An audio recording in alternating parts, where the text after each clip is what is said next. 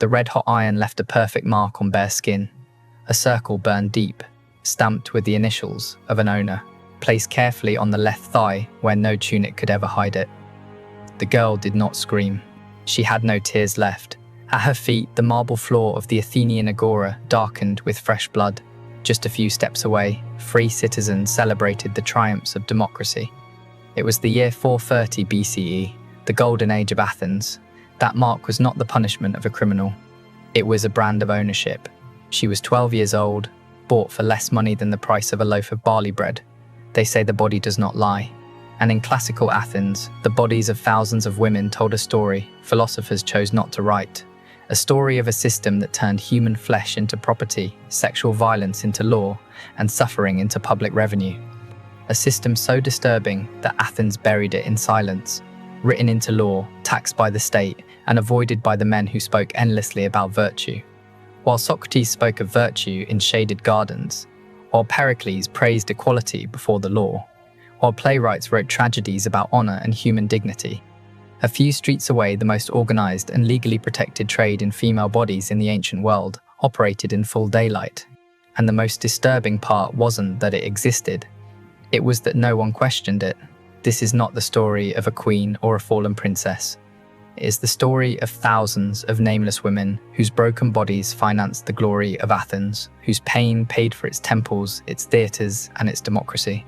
To understand how the cradle of freedom became a hell for half its population, we have to descend into the parts of history philosophy books never wanted you to see. If hidden horrors of the past fascinate you, subscribe to Grim History, hit the like button, and once you reach the moment that unsettles you most, tell me where you're watching from. Let's begin. To understand how sexual slavery became normal in Athens, we have to move backward in time to the 6th century BCE, when the reforms of Solon laid the foundations of what would later be celebrated as democracy. These reforms are remembered as acts of liberation. Debt slavery among citizens was abolished, political participation was widened, law replaced blood feuds. For free Athenian men, Solon's reforms represented justice, balance, and order. But hidden inside those reforms was a fatal contradiction. The freedom of some citizens was built directly on the total enslavement of others. Solon's laws carefully defined who counted as a person under the law and who did not. Rights were expanded, but only inward. Outside that boundary, absolute ownership remained untouched. And among all enslaved people, none were more exposed, more disposable than the women forced into the sexual trade. The system itself was brutally simple because it was meant to be efficient. Girls entered Athens through 3 main paths. Some were born enslaved, the daughters of women already prostituted, inheriting bondage before they could speak. Others were taken during the city's constant wars of expansion, absorbed as war spoils. But most commonly, they were sold by their own families when hunger, debt, and despair erased any remaining choice. Poverty did not excuse the sale, it justified it. There was no minimum age. Surviving documents mention girls as young as 7 being prepared for use, trained before their bodies had even matured. Other records show higher prices paid for those who had not yet begun menstruation, treated as rarer, more valuable commodities precisely because of their youth. Once purchased, they were taken to the ergasteria, specialized workshops where human beings were sorted like livestock. Bodies were examined. Teeth, skin, posture, and obedience were assessed. The most beautiful were assigned to elite symposia, where conversation and performance mattered as much as sex. Those considered average were sent to brothels near the port, and those judged ugly, weak, or sick were pushed into the most degraded districts of the Ceramicus, where any man could use them for the price of a loaf of bread. But every one of them, without exception, was branded with hot iron. The pain was intentional. The scar was permanent. It carried a single message: this body does not belong to you. It never has. It never will. Their owners did not call them women. They called them andropoda, men's feet, a term that reduced human beings to walking tools. Under Solon's law, killing a sexual slave carried the same penalty as destroying a plough, a fine paid to the owner for damaged property. There was no legal concept of rape against them, because in the eyes of the law, they lacked the capacity to consent or to refuse. Their only function was to receive. Their only identity was availability. The Athenian state did not merely tolerate this trade, It organized it. Brothels required licenses. Every sexual transaction was taxed. Officials known as astynomoi were appointed to inspect enslaved women regularly, ensuring they remained fit for use. These inspections were not moral judgments, they were quality control. If a woman became ill, she was removed until she recovered or died. If she became pregnant, the fetus was aborted using methods that frequently killed her as well.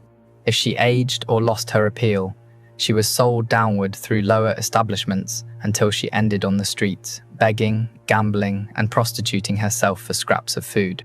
Tax records reveal the scale of this system.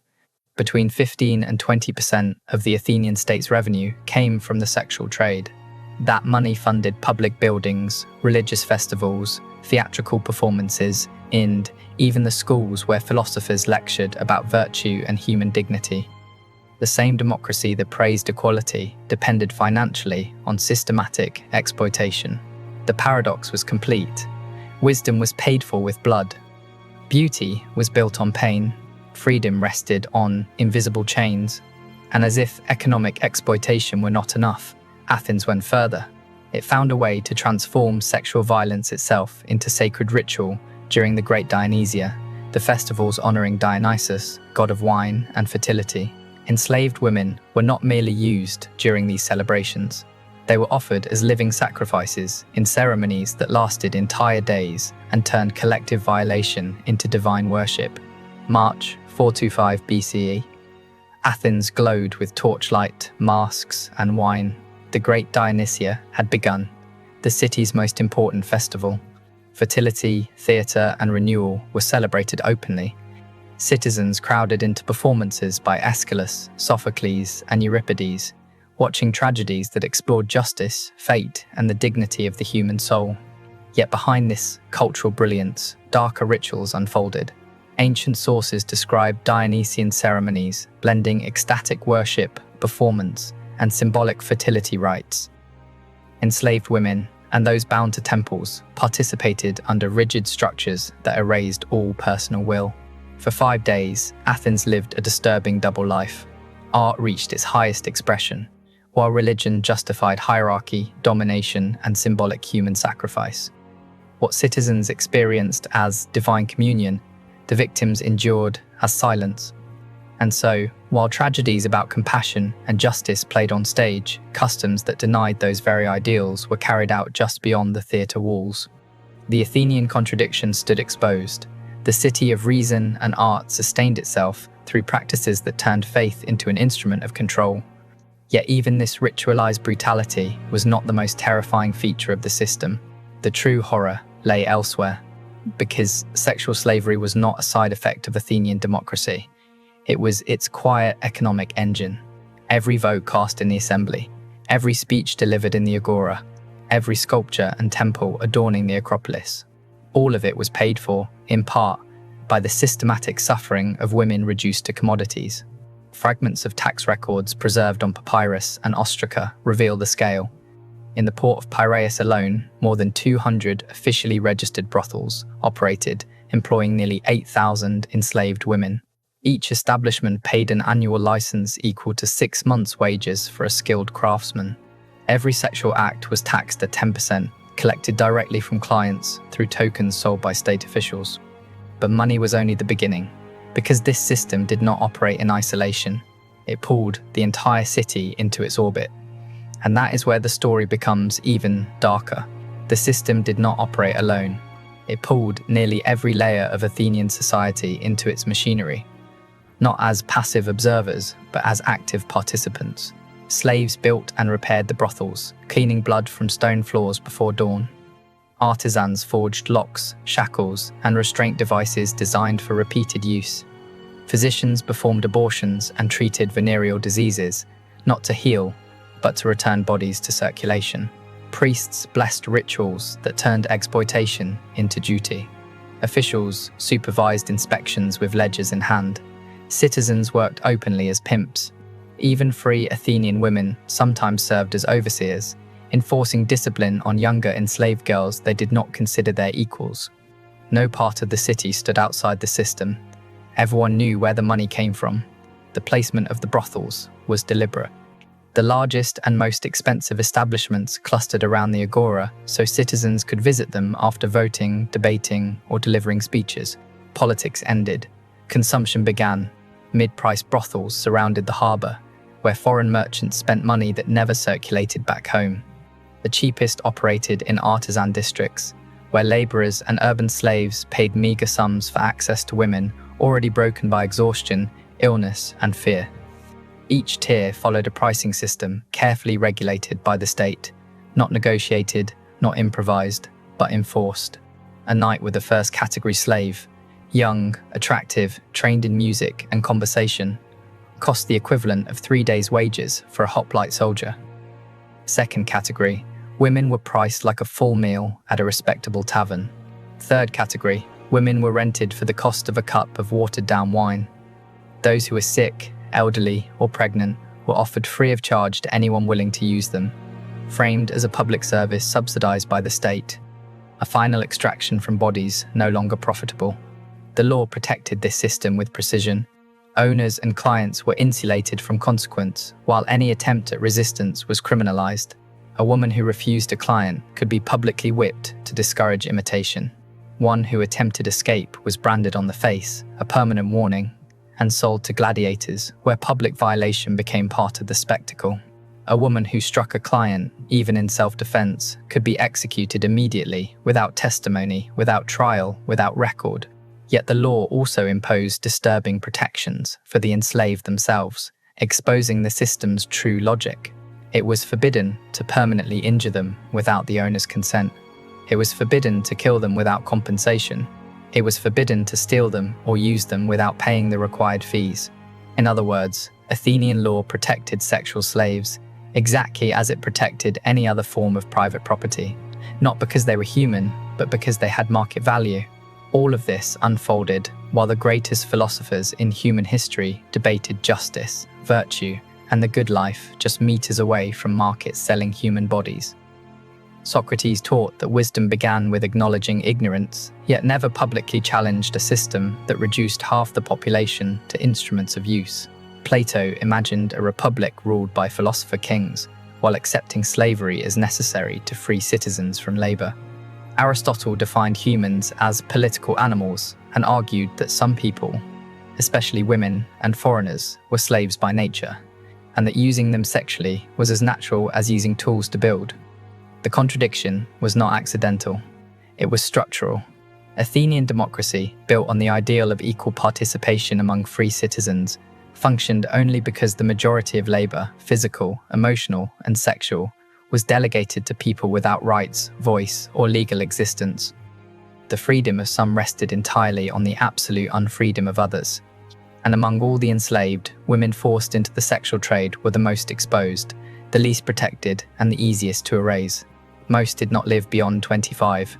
Their bodies, destroyed by years of repeated violence, untreated disease, forced abortions with crude instruments, and the psychological damage of an existence reduced to function, simply stopped resisting.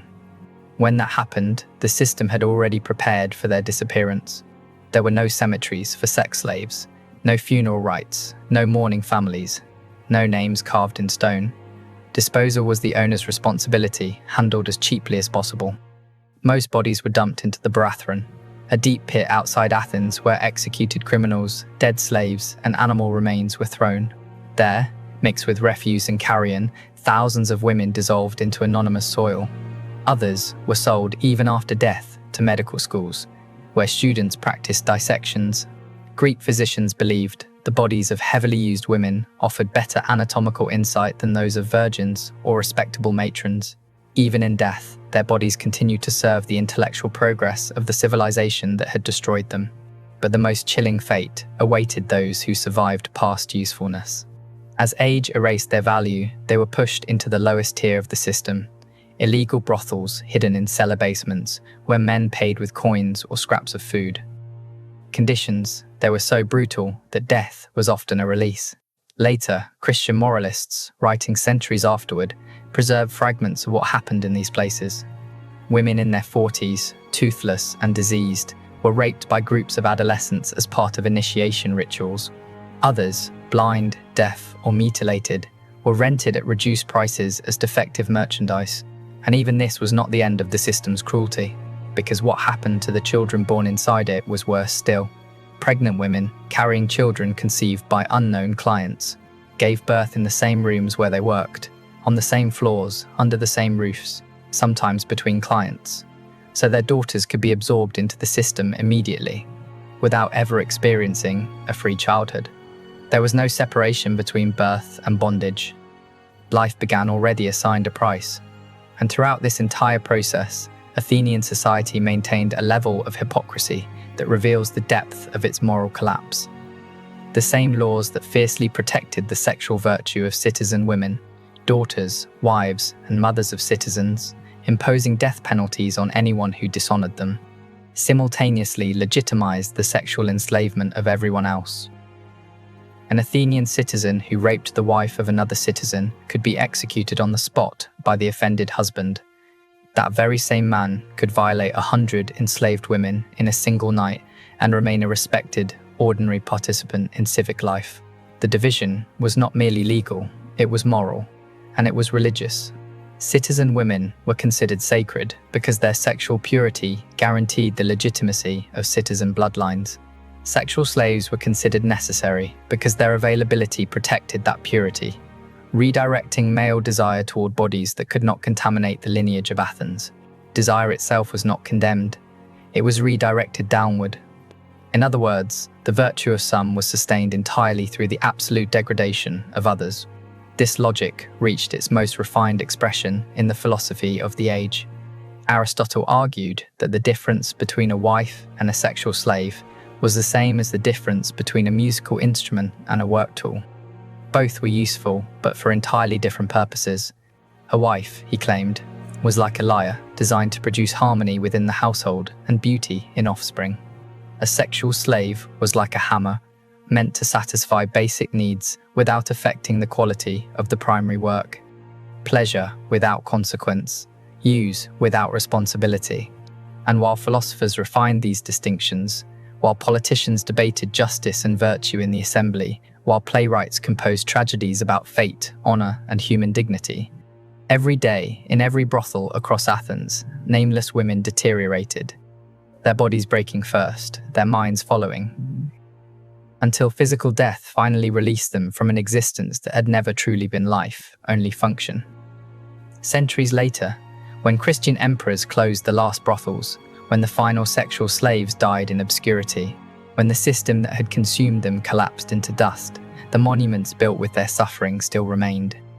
The Parthenon, eternal symbol of Greek beauty and wisdom, had been financed in part through taxes levied on their pain. The theatre of Dionysus, where the most sublime tragedies of world literature were performed, had also been the setting for some of the most systematic, ritualized sexual violence in history. Even today, 25 centuries later, millions of people walk among these ruins without knowing what paid for them. They admire the perfection of white marble without asking how much blood purchased it. They celebrate Greek philosophy without questioning how theories of human dignity were developed alongside the routine dehumanization of half the population, because this is the truth history books prefer not to confront. There is no innocent beauty when it is built on suffering. There is no pure wisdom when it coexists with brutality. There is no civilization worthy of admiration when it reserves humanity for only some. Classical Athens gave us democracy, philosophy, theatre, and architecture that define Western culture. But it also gave us the clearest demonstration that humanity's greatest achievements can coexist with its most extreme crimes, and that the capacity for beauty is inseparable from the capacity for cruelty. This is not the story of a fallen princess or a queen undone by passion. It is the story of thousands of women who lost their humanity so that a civilization could preserve its glory. It is the story of bodies burned with iron so other bodies could be immortalized in marble. It is the story of voices erased forever so other voices could echo through history. They say history is written by the victors, but sometimes it is written by the executioners. For more than 2,000 years, the story of Athens has been told by those who praised its greatness while ignoring its brutality, who admired its wisdom while forgetting its cruelty, who venerated its legacy while erasing its victims. Today, every time the cradle of democracy is invoked, every time the so-called Greek miracle is celebrated, every time Athenian philosophy is taught as the foundation of Western thought, it is worth remembering that this miracle carried a price. And that price was paid with the bodies and lives of thousands of women whose names we will never know, whose faces we will never see, whose voices we will never hear, but whose story finally deserves to be told. Civilizations do not die when their temples fall. They die when their moral contradictions become impossible to sustain. Athens was not destroyed by barbarians. It was undone by a system that demanded the absolute enslavement of many to preserve the freedom of a few, where beauty for some required the total degradation of others, where the humanity of a select group was built on the dehumanization of multitudes.